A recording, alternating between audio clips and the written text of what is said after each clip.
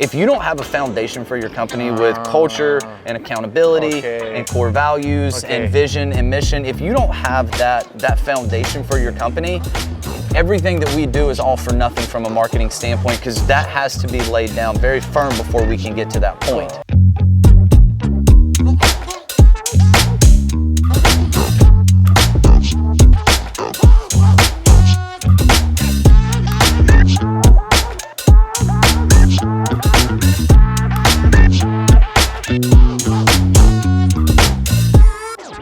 Hey, what's up, roofing fam? Welcome to one more episode, Roofers Going Digital TV, where we present the latest trends and the leaders that are changing the path of the roofing industry. And this time, I have 8 rock stars. I appreciate it, man. Welcome to the show, my man. I appreciate it. Thank you for having me on, my man. Tommy, I don't know if you can explain us a little bit, what do you do in Contractor Coach Pro? I know you are a marketing expert, but specifically. Yeah, so basically what we do is when they come to me for the marketing aspect of everything, the first thing I got to figure out is what their actual goals are. Okay. So a lot of people don't understand that under marketing, you have a branding side and you have a lead generation side, right? So you kind of have to tailor to both of those, and then it's also figuring out what does success look like on both of those sides, right? Because I think we can all agree, sometimes it can be hard to put an ROI on the branding because it's hard to track it, right? It just is. Yeah. So what we do is we talk about different ways that we define success when it comes to the branding side of things, and that's what we're tracking to define whether it's successful or not, right? And then on the lead gen side, that's pretty easy to track. Did we get leads or did we not? You know what I mean? So basically what that is finding which sources of lead generation fit inside of your company and what you're trying to do, because marketing is not a one-size-fits-all type of thing. It's just not. So, we kind of go through and we figure out, okay, what does success look like in marketing? Like what are you defining as that? Okay, what do we need to do branding side? What do we need to do lead generation side? And then it's just figuring out what verticals of marketing are going to support what that overall strategy is going to be for your company. And then teaching you how to track it every step of the way to make sure that you have control over what's happening and you know which dials to turn at what certain times, so that way you're not depending on somebody else to tell you what to do. Yes, this is a great point. I love it. Now, Tommy, what do you think are the main opportunities that you see that contractors are struggling? It comes down to tracking everything. Every time I talk to a contractor, the first time they're like, I ask them, how much are you spending in marketing every month? And they're like, oh, somewhere around this. And I'm like, that's not gonna cut it, right? Like, hey, what's your cost per lead acquisition? What does it need to be in order to accomplish your goals and all that good stuff? All they know is that leads are coming in or leads are not coming in. That's all they know. And the tracking facet of marketing is so vital to ensuring that you're actually accomplishing what your goals are at the end of the day. And it's very difficult to do that when you don't even know what you're supposed to be tracking. It's very hard. So what we do is we have a tool that I've probably spent the past year and a half putting together for contractors to be able to just go in and put their numbers in, and it tells them everything they need to know. And these are basic numbers that you can just get through logging into either local services or Google Ads or social media, Meta Business, or just your LinkedIn. Like, these are numbers that they're just going to give you, and all you got to do is just know which numbers to type in, and it's going to give you everything that you need in order to track the right way. Nice, man. Hey, okay, and what's your recommendation if you have a contractor that comes to you guys and tells you like, hey, I am not receiving any leads, but you know that they are in a starting phase in there? Well, the first thing that I always do is I look at their budget. The budget, right? Okay, budget. And that always starts with what's your goal revenue for this year? Okay. And then we go from goal revenue to what's the average ticket item? Okay. Right? And then it's like, okay, based on that, this is how many jobs we got to have. What's your closing percentage? If you got a 40% closing percentage, well, then I'm only going to close 40% of the leads that I get, right? So I got to take the number of houses that I have to do, and I have to divide it by 0.4. That's going to tell me how many leads I need, then how many leads do I need per month, and so on and so forth. And then we look at more things financial-wise, and eventually we spit out a number at the end of it. From a digital standpoint, if you want to go, let's say 50, 60, 70% digital, this is how much money you can spend every month on digital. This is what the cost per lead needs to be in order to get the leads that you're trying to get. And then once we get that, they're like, oh, so $100 cost per lead. I'm like, it's not realistic. Depending on your market, of course. Depending on your market, that may not be a realistic number. So we got to have that conversation. Okay. Of what's a realistic cost per lead acquisition that you can have, and how many leads you're going to be able to get from that. So that way we're managing expectations for when they start doing it on their own, or they hire a third party like yourself with Roofers Going Digital. Awesome.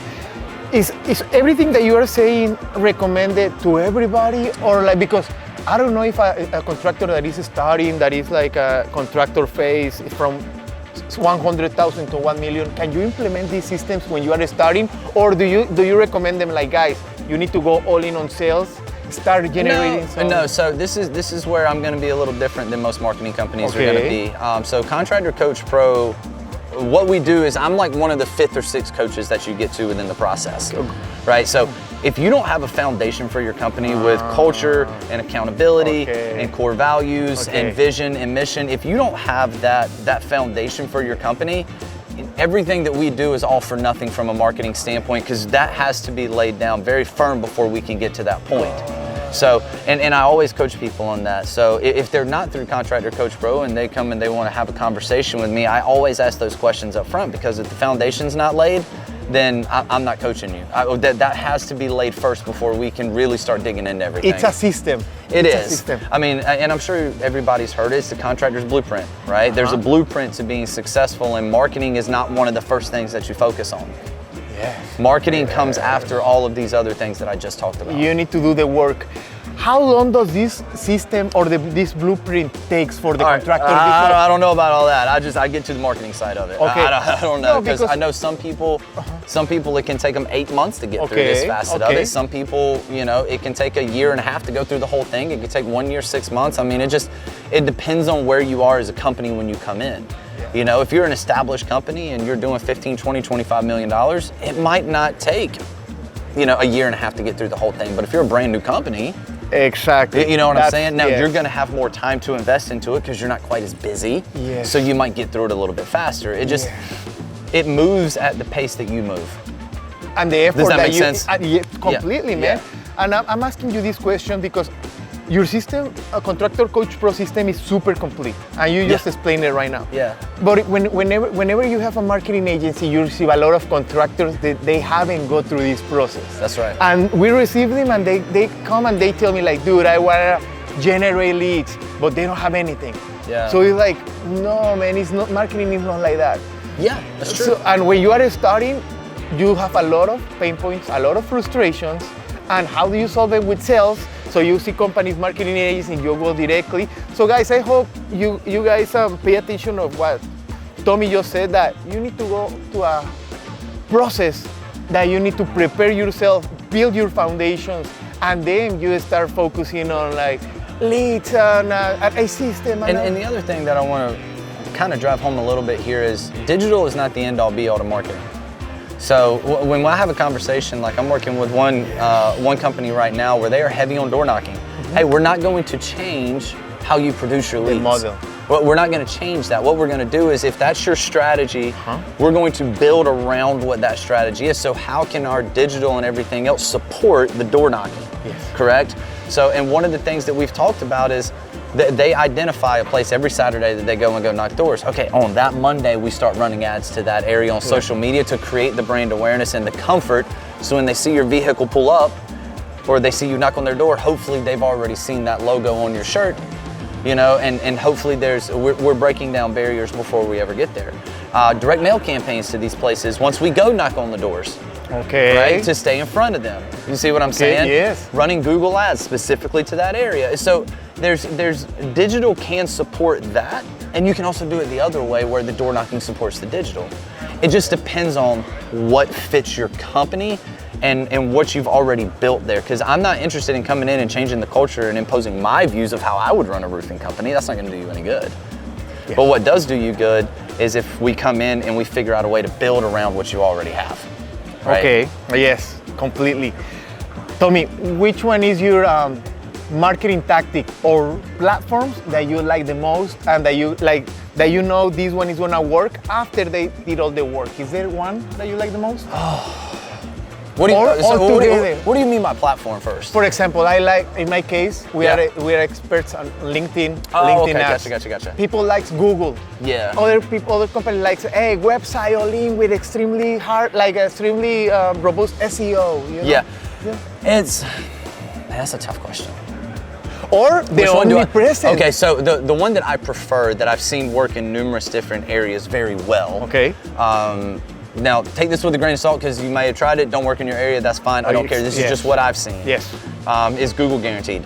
Okay. I really like Google Guaranteed, and the reason is because it's the highest possible quality lead that you're gonna get your hands on for the cheapest price. And if it's a lead that doesn't fit the mold of what your company does, you can challenge it and get your money back. So you're only paying for the lead you actually want. That's my preference though, right? Because I feel like that's the safest way to invest your money as a new company. So at least, hey, I spent $100 on that lead. Well, at least we got an appointment out of it. Now it becomes a sales thing. And so where marketing kind of transitions, which that's a whole nother conversation of when does marketing stop and sales start? You know what I mean? That's a whole nother conversation. That would be good to talk to Chuck Toki about. Yeah, I would talk to Chuck about that one. Yes. Because we've had great conversations on that whole thing right there. But that's just my preference though, because I feel like it's the safest investment that you can make as a business, and where you're only paying for the leads that you want. I'm not saying it's going to be your largest lead source, but it is the safest, in my opinion. I agree with you. Now and probably you had it in the mind.